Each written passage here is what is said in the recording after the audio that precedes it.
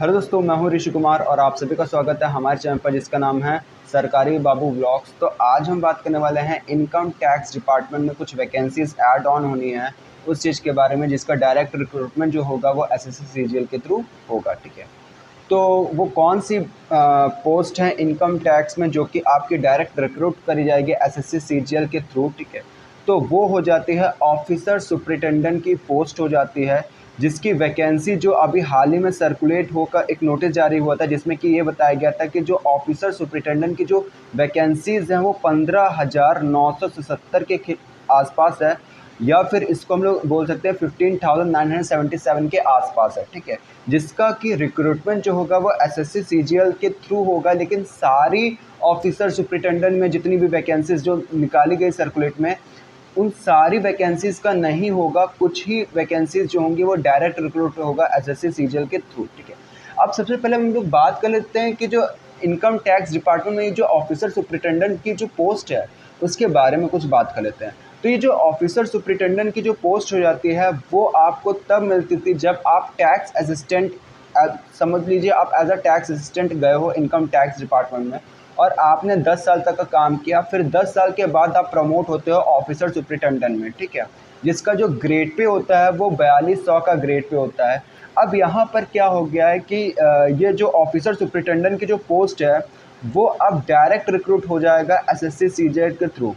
वो इस साल तो नहीं हो पाएगा, वो अगले साल ही आएगा, यानी कि इस साल 2024 में तो नहीं हो पाएगा, वो अगले साल 2025 में आ सकता है या फिर उसके बाद आ सकता है 2026 में। ठीक है, लेकिन अब ये नोटिस जारी हो चुका है कि जो इनकम टैक्स में ऑफिसर सुपरिटेंडेंट की जो पोस्ट होती है वो अब एसएससी सीजीएल के थ्रू रिक्रूट करी जाएगी।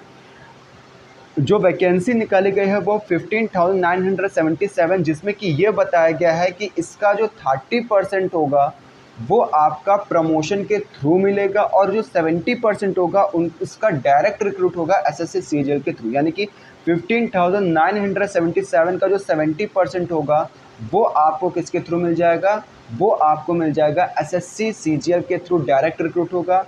अब इसमें जो वैकेंसी है वो बढ़ भी सकती है, घट भी सकती है, और जब 70% इसका निकालेंगे तो पॉइंट में निकलेगा जिसको राउंड ऑफ करके ही आपकी वैकेंसी ऐड ऑन होगी। ठीक है, अगर हम लोग बात करें इसके लिए जो मैक्सिमम एज रखी गई है वो 30 तक का रखी गई, यानी कि अगर आप 30 यानी कि आप 31st यानी कि आपकी एज जो है वो 31 साल की हो जाती है तो आप ऑफिस सुपरिटेंडेंट के लिए नहीं मिल पाएगी ऑफिसर सुपरिटेंडेंट की जो पोस्ट होगी इनकम टैक्स में।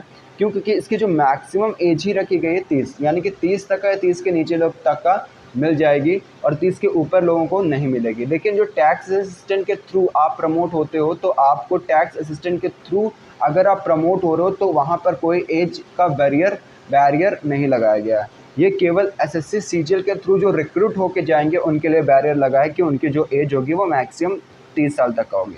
इसके बारे में बात करें तो ये लेवल 6 की जॉब हो जाती है, जिसका जो ग्रेड पे होता है वो 4200 का ग्रेड पे होता है और काफ़ी अच्छी खासी ठीक ठाक सैलरी यहाँ पर आपको मिल जाती है। ठीक है, और ये एक नॉन गैजेटेड पोस्ट हो जाती है और तो और ये ग्रुप बी में आपकी इंक्लूड करी जाती है। ये ऑफिसर जो सुपरिटेंडेंट की जो पोस्ट होती है वो ग्रुप बी में इंक्लूड करी जाती है, जो कि नॉन गैजेटेड पोस्ट होती है।